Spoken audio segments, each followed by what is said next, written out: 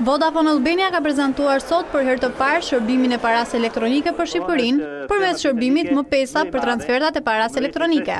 Ja si bëhet transferta e parave përmes M-Pesës. Shërbimi mund të aktivizohet nga menuja yll 555 thurje dhe nuk ka nevojë që të ketë internet, mund të aksesohet nga çfarëdo lloji telefonit celular. Mjafton të klikohet menuja yll 555 thurje dhe po të bëj një transfer parash drejt tonit. Dërgoj 2000 lekë, përpara do të vendos numrin e telefonit të tonit dhe duhet gjithashtu të vendos shumën që do dërgohet drejt tonit, që është 2000 lekë. E konfirmoj me 1 dhe çdo klient do ketë një kod PIN 4 shifror për të siguruar llogarinë e vet M-Pesa. Gjatë prezantimit të këtij shërbimi, drejtori ekzekutiv i Vodafone Albania, Bjet Folmare, u shpreh.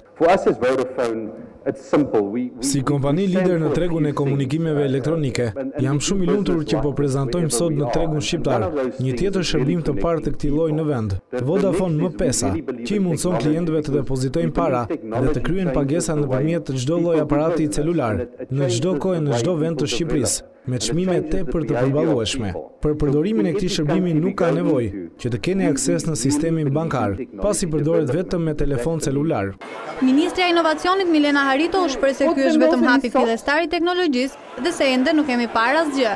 Po ashtu, guvernatori i bankës Gent Seko u shpreh se ky shërbim ka marrë miratimin e Bankës së Shqipërisë si një institucion financiar i besueshëm për pagesat në distancë.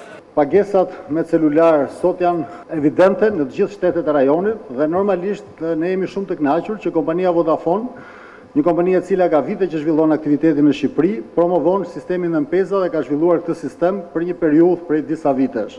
Përmes një llogarie të hapur në këtë shërbim, e cila është ruajtur nga një kod PIN, të gjithë kanë mundësinë e transferimit të parave elektronike, duke bërë kështu më të thjeshtë procesin e transferimit të parave.